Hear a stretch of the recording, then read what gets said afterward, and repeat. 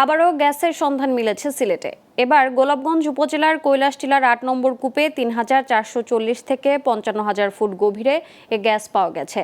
সিলেটে গেল এক বছর এ নিয়ে ৪টি গ্যাস কূপের সন্ধান পেল Bangladesh petroleum exploration and production company Bapex.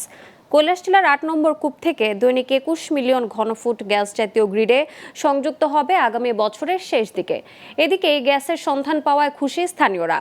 তারা সিলেটের প্রতিটি ঘরে গ্যাস সংযোগ দেওয়ার দাবি জানান। সিলেট থেকে মোহাম্মদ মাহতাবউদ্দিন তালুকদারের তথ্যচিত্রে ডেস্ক রিপোর্ট।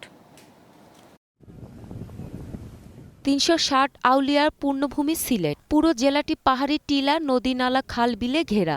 সেই সাথে আছে প্রাকৃতিক সম্পদ। গেল বছরে জানুয়ারি থেকে সিলেটে এই পর্যন্ত ৪টি কূপের সন্ধান পাওয়া গেছে গ্যাসের। সবশেষ গত শনিবার গোলাপগঞ্জ উপজেলার কৈলাসটিলার ৮ নম্বর কূপে প্রায় ১৫০ কোটি টাকা খরচ করে দীর্ঘ ৫ মাস খননের পর ৩,৪৪০ থেকে ৫৫,০০০ ফুট গভীরে গ্যাসের সন্ধান পেয়েছে বাপেক্স।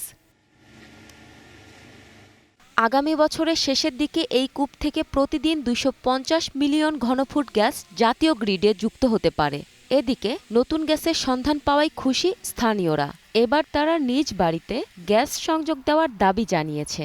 বর্তমানে সিলেটের মানুষ গ্যাস নিয়ে অনেক সংকট আছে, বিশেষ করে গোলাপগঞ্জ থানার ভিতরে শীতের দিন এলে প্রায় সকাল ৬টা থেকে নিয়ে ১টা পর্যন্ত গ্যাস। আমরা গ্যাস পাইছি আলহামদুলিল্লাহ। আমরা আগে গোলাপগঞ্জ আমরা গ্যাস দেওয়া হোক, বাদে অন্যরে গ্যাস দেওয়া হোক।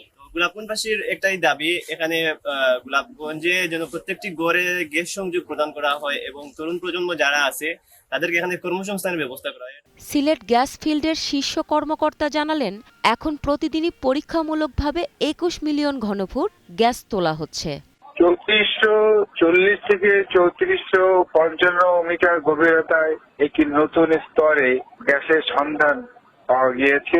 প্রতিদিন ২১ মিলিয়ন ঘনফুট গ্যাস প্রবাহ চলছে।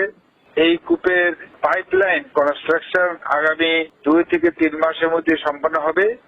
তখন এই গ্যাস জাতীয় গ্রিডে সরবরাহ করা সম্ভব হবে। এখন থেকে আবিষ্কৃত সব কূপের গ্যাস স্থানীয়দের চাহিদা পূরণ করে দেশের অন্য জেলায় সরবরাহের দাবি সিলেটবাসীর। Global television news desk.